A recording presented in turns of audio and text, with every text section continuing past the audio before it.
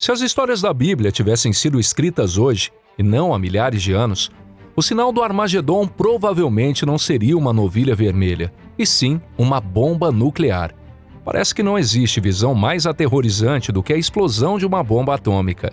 Mas depois do acidente na usina nuclear de Chernobyl, ficou claro que morrer por causa de radiação invisível pode ser algo ainda mais assustador. Então, imagine se o reator de Chernobyl de repente levantasse voo, começasse a cruzar o céu em velocidade supersônica e ainda espalhasse ao redor chamas de destruição e uma nuvem radioativa. O que aconteceria? Talvez você diga, isso é impossível, um reator não pode voar. Mas isso está errado. Na verdade, no início da Guerra Fria, existia um plano para desenvolver um míssil intercontinental movido a energia nuclear, extremamente poderoso, capaz de funcionar continuamente. Esse míssil voaria a algumas centenas de metros de altitude, espalhando pelo solo materiais radioativos capazes de causar morte. E para garantir a destruição completa de tudo, vivo ou não, esse monstro voador também deveria lançar bombas nucleares. Olá, pessoal! Esse plano assustador recebeu o codinome Plutão e foi desenvolvido nos Estados Unidos entre as décadas de 50 e 60. Quem fala com vocês é o Deluca e esse é o nosso canal Pipa. Bem-vindo! E agora vamos analisar esse projeto com muito mais detalhes. E também vamos descobrir qual é a relação entre esse Plutão americano e o Burevestnik russo. Então, hora da gente começar.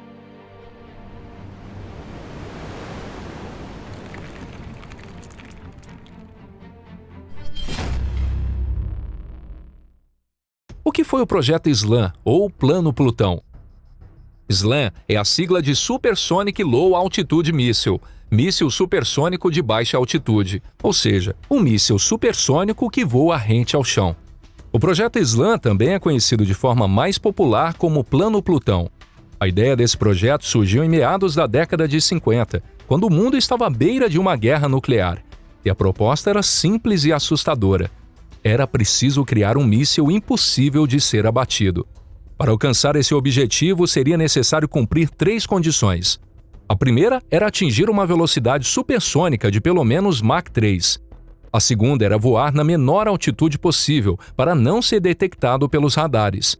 E a terceira era carregar um motor capaz de garantir, na prática, um alcance de voo praticamente ilimitado. Aqui o ponto mais importante de todos era justamente a estrutura desse motor. Porque dentro desse projeto, o elemento mais crucial era exatamente o motor. Foi por causa dele que o míssil SLAM ganhou o apelido de Chernobyl voador. O problema é que para erguer um reator nuclear no ar e ainda otimizar seu tamanho, seria preciso remover absolutamente tudo que fosse considerado desnecessário.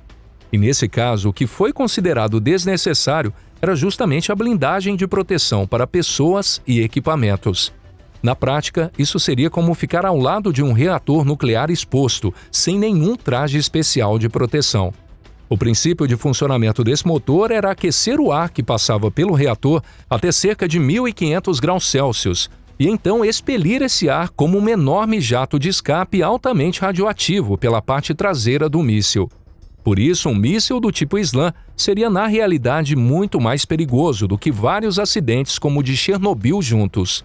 Quando o reator número 4 de Chernobyl explodiu, a maior parte da radiação foi liberada apenas nos primeiros minutos. Mas o reator usado como motor do SLAM poderia continuar funcionando durante todo o voo, contaminando a atmosfera com material radioativo por horas seguidas. O nascimento do Plano Plutão. Considera-se que esse plano foi oficialmente iniciado em 1956.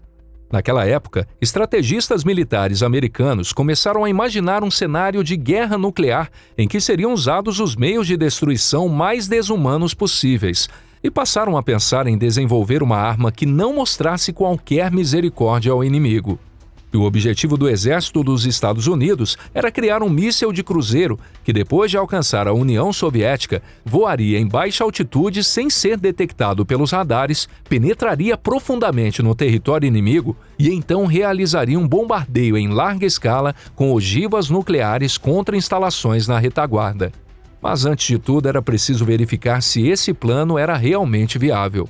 Essa análise foi realizada pela General Electric, pelo Laboratório de Radiação Lawrence da Universidade da Califórnia, pela North American Aviation, pela Convair e pela Chance-Walsh Aircraft.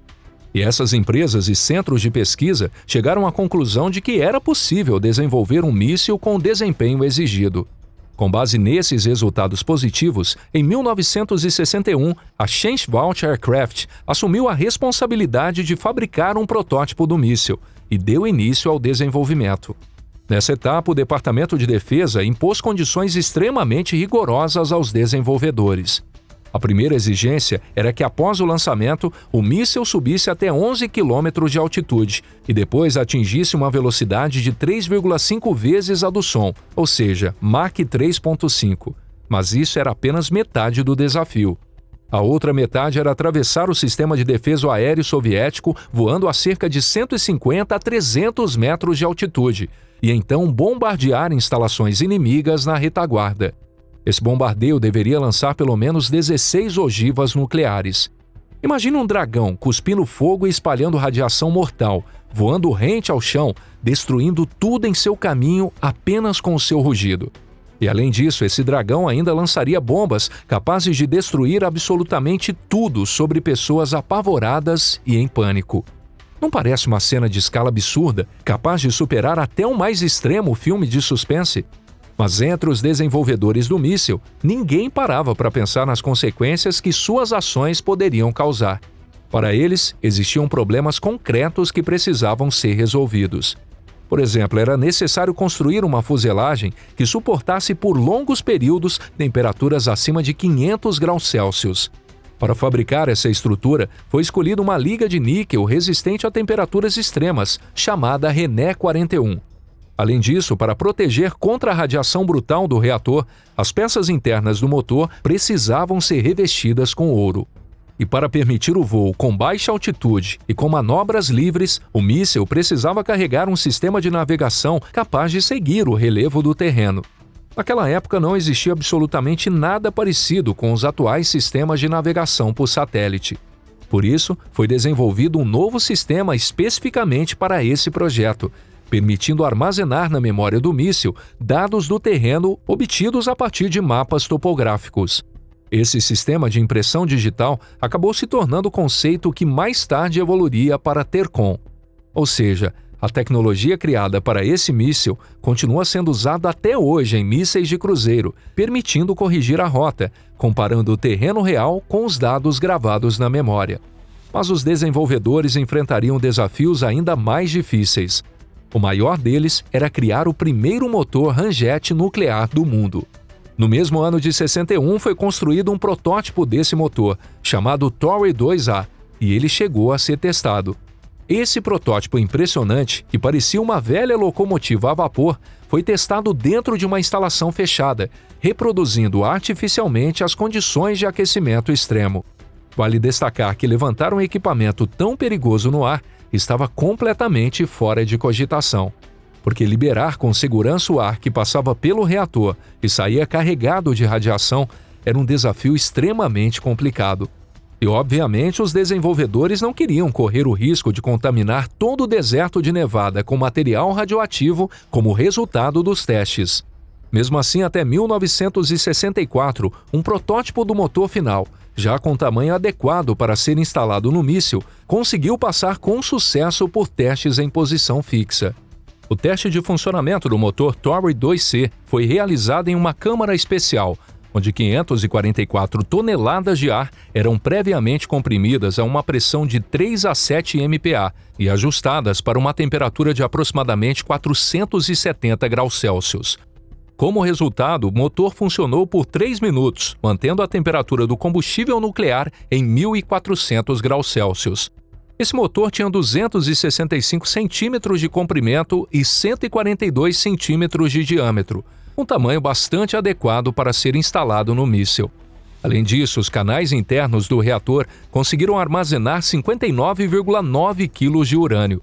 Em outras palavras, o desempenho do motor Tory 2C era excelente e os preparativos para o voo estavam praticamente prontos. Mas o que enterrou o plano Plutão não foram problemas técnicos, e sim a política e o bom senso. Por que o Plano Plutão foi cancelado? O Plano Plutão foi cancelado naquele mesmo ano, em 1964. Isso era um desfecho praticamente inevitável. Até mesmo os generais americanos entenderam que esse projeto era perigoso, não apenas para os dois principais inimigos, Estados Unidos e União Soviética, mas para toda a humanidade. O próprio voo do Slam já seria a segunda etapa de um apocalipse em uma guerra nuclear global. E isso considerando que a primeira etapa seria a destruição mútua das instalações nucleares atacadas.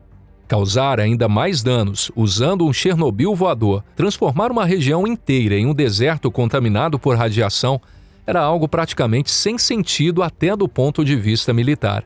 Além disso, se esse tipo de arma fosse testado de verdade em larga escala, inevitavelmente enormes áreas do próprio território seriam contaminadas por material radioativo por um longo período. E se acontecesse um acidente durante os testes?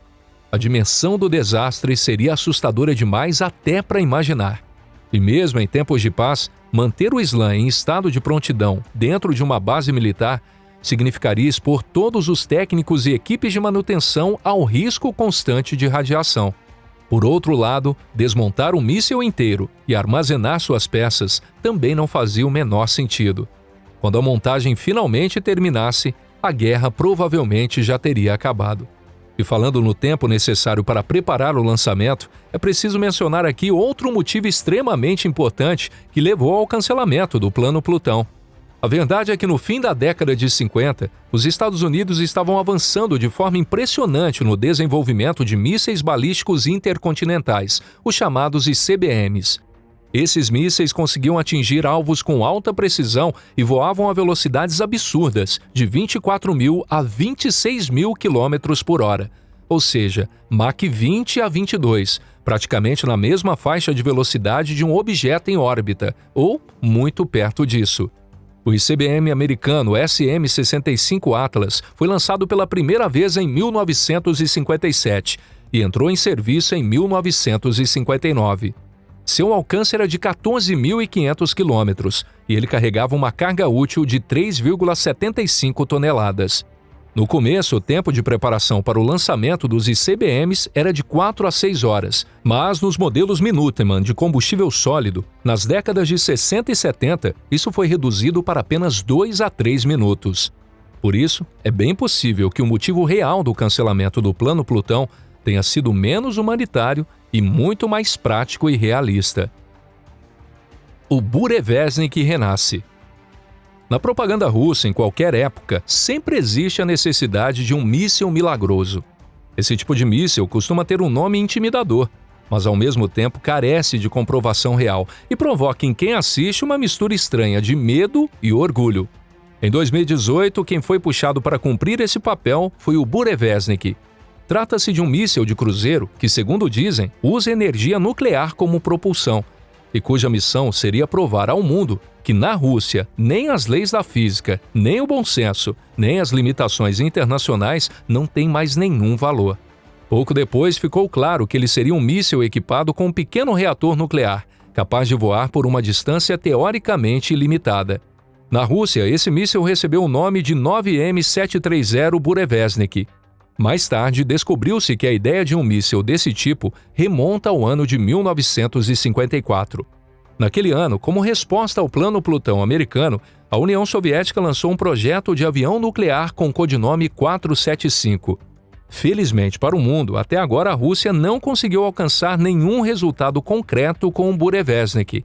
Segundo materiais divulgados publicamente, a Rússia já realizou 13 testes de lançamento do Burevestnik, mas apenas um deles pode ser considerado parcialmente bem-sucedido. Alguns dos mísseis lançados caíram no mar e os demais explodiram no momento do lançamento ou simplesmente nem conseguiram decolar. Um dos fracassos mais recentes confirmados foi um incidente ocorrido em 8 de agosto de 2019. Naquele dia, em um campo de testes militar na região de Aranguelsk, explodiu algo que parecia ser um míssil de cruzeiro em desenvolvimento dentro do programa Burevestnik.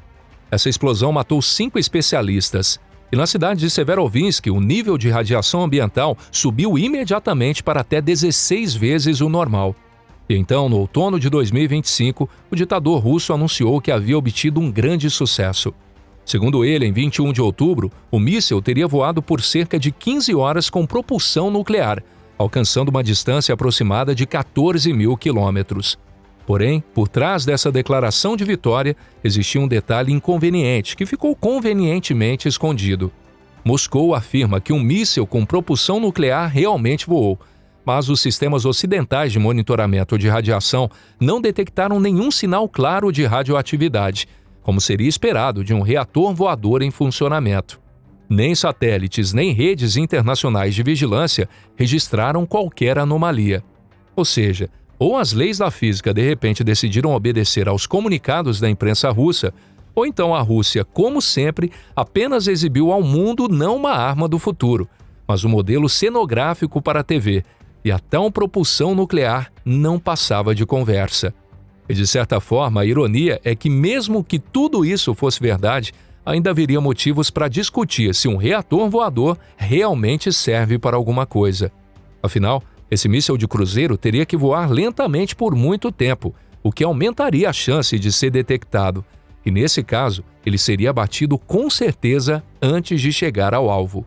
Mas claro, contaminar com material radioativo o próprio território do país que disparou o míssil, isso sempre seria perfeitamente possível. E nesse ponto, a postura do Kremlin é totalmente coerente. A lógica é simples, os argumentos racionais não funcionam. Então, vale a pena tentar assustar o mundo com fantasia. E quanto mais essa fantasia for impossível de comprovar, melhor ainda. Isso parece quase um manual de cinismo político. Nos anos de 1960, os Estados Unidos cancelaram o Plano Plutão não porque tenham acordado de repente pacifistas, mas porque até os generais perceberam que aquela arma seria perigosa para todo mundo, inclusive para a própria população americana. Já a Rússia do século XXI decidiu que uma ideia ruim, rejeitada até no auge da Guerra Fria, era na verdade um conceito ousado, moderno e sem igual no mundo. Seu nome é Burevestnik, o nome de uma ave considerada um presságio de tempestade. Mas a única tempestade aqui é uma só.